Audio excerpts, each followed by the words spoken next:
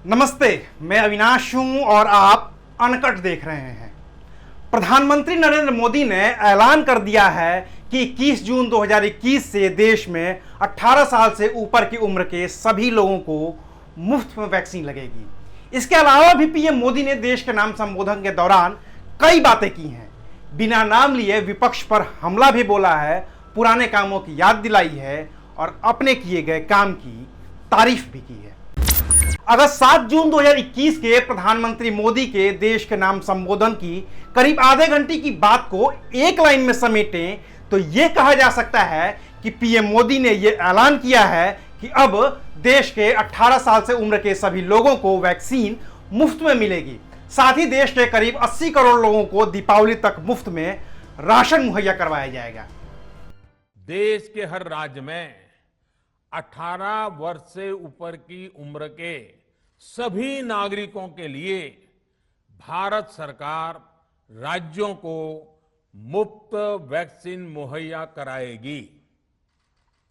Vaccine निर्माताओं से कुल वैक्सीन उत्पादन का 75% हिस्सा भारत सरकार खुद ही खरीदकर राज्य सरकारों को मुफ्त देगी। यानी देश की किसी भी राज्य सरकार को वैक्सीन पर कुछ भी खर्च नहीं करना होगा। अब तक देश के करोड़ों लोगों को मुफ्त वैक्सीन मिली है। अब 18 वर्ष की आयु के लोग भी इसमें जुड़ जाएंगे। सरकार ने फैसला लिया है कि प्रधानमंत्री गरीब कल्याण अन्न योजना को अब दीपावली तक आगे बढ़ाया जाएगा। महामारी के इस समय में सरकार गरीब की हर जरूरत के साथ उसका साथी बनकर खड़ी है। यानी नवंबर तक 80 करोड़ से अधिक देशवासियों को हर महीने तय मात्रा में मुफ्त अनाज उपलब्ध होगा। इसके अलावा पीएम मोदी ने मिशन इंद्रधनुष का जिक्र किया। कहा कि देश के 60% लोगों तक ही वैक्सीन की पहुंच थी, जिसे 90% तक करने का लक्ष्य रखा गया। इसके अलावा कोरोना काल के दौरान केंद्र सरकार की ओर से उठाए गए कदमों और खास तौर से वैक्सीनेशन के लिए उठाए गए कदमों का प्रधानमंत्री नरेंद्र मोदी ने जिक्र किया। बताया कि कैसे साल 2020 के अप्रैल महीने में ही वैक्सीन के लिए टास्क फोर्स बना दी गई थी और यह तब किया गया था जब वैक्सीन बनी भी नहीं थी। पीएम मोदी ने यह भी कहा कि वैक्सीन आने से पहले ही केंद्र सरकार ने लॉजिस्टिक्स पर काम करना शुरू कर दिया था ताकि वैक्सीन आए तो उसका इस्तेमाल किया जा सके। हमें पूरा विश्वास था कि हमारे वैज्ञानिक बहुत ही कम समय में वैक्सीन बनाने में सफलता हासिल कर लेंगे।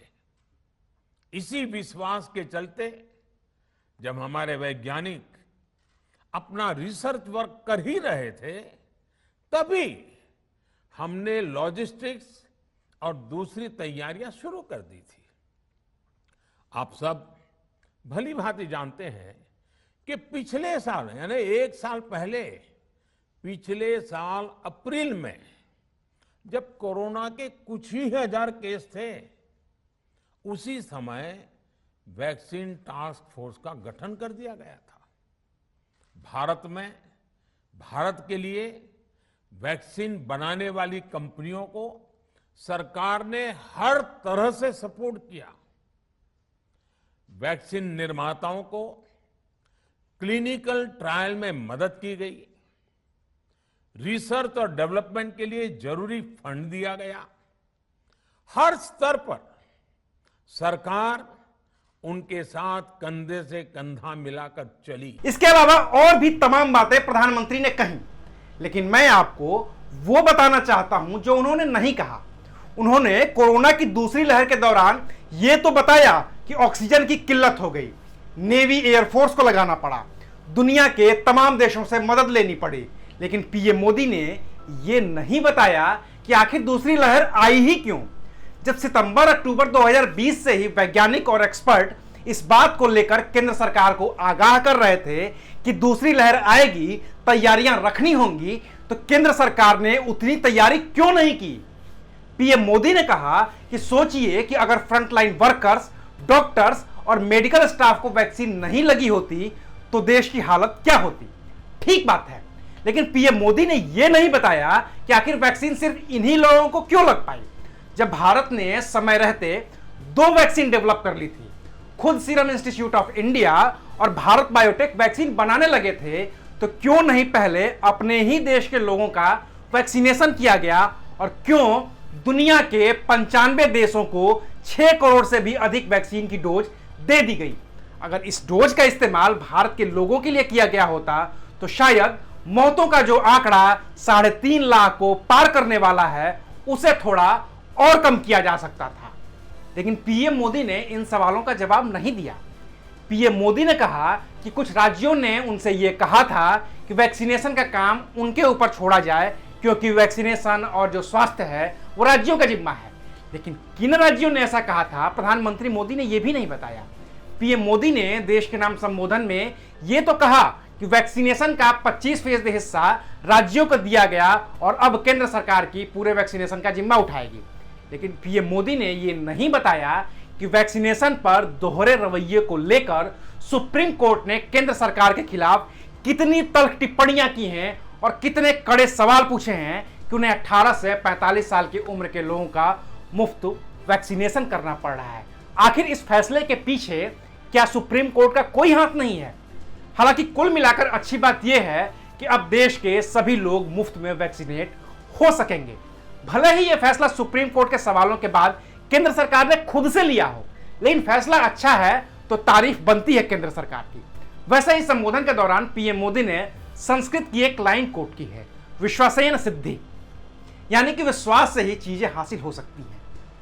मैं भी बस जाते जाते सरकारों के लिए, चाहे वो केंद्र की हो या राज्यों की, संस्कृत का ही एक श्लोक कोट करना चाहता हूं। वो श्लोक है कि उद्यमेन ही सिद्धन्ति कार्याणि न मनोरथ है, न ही सुप्तस्य सिंहस्य प्रविशन्ति मुखे मृगा। यानी कि सिर्फ सोचने से कोई काम नहीं होता है, करने से काम होता है। ठीक वैसे ही जैसे कि सोते हुए शेर के मुंह में हिरण खुद भोजन बनकर नहीं घुस जाता है, हिरण को शिकार करना पड़ता है और तब शेर का पेट भरता है। तो ठीक इसी तरीके से सरकार चाहे केंद्र की हो, सरकारें चाहे राज्यों की हो, उन्हें सिर्फ सोचने से उनका मकसद पूरा नहीं होगा। उसके लिए आपको करना पड़ेगा, वो हर जरूरी कदम उठाने पड़ेंगे जिससे भारत को कोरोना जैसी महामारी से बचाया जा सके, जिससे भारत को वैक्सीनेशन की प्रक्रिया में तेजी लाई जा सके, जिससे भारत के हर आदमी को वैक्सीनेट किया जा सके। शुक्रिया, आप देख रहे थे अनकट।